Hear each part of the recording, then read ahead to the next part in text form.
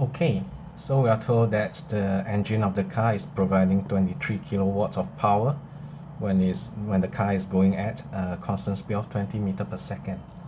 So the first thing we are going to do is to apply the equation power is F times V. So when the engine is providing this amount of power, it's going at 20 meters per second. So what this tells us is that the force that's delivered by the engine is 1150 newtons.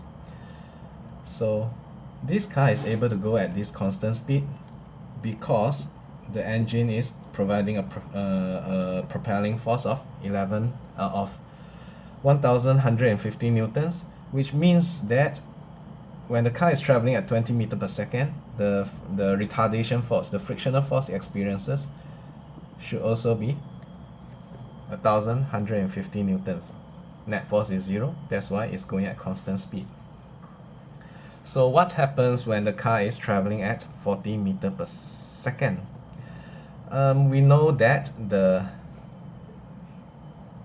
frictional force is not going to be still this small, it's going to be much larger because we are told that the frictional force is directly proportional to the square of the speed. So what we can do now is to figure out what is the frictional force when the car is going at this speed, and that can be calculated from the fact that it's proportional to the square of the speed. Since the speed is 2 times, the frictional force should be 4 times what it used to be.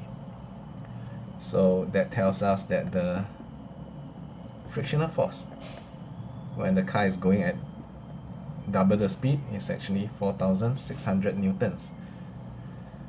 For the car to travel at the same at a constant speed, it means that the car engine must be providing a propelling force of 4,600 newtons.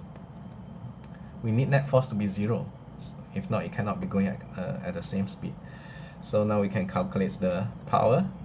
Again, is F times V. So the engine must provide a propelling force of 4,600 newtons, and the car is going at this speed. From here we get the answer, 184 kilowatt.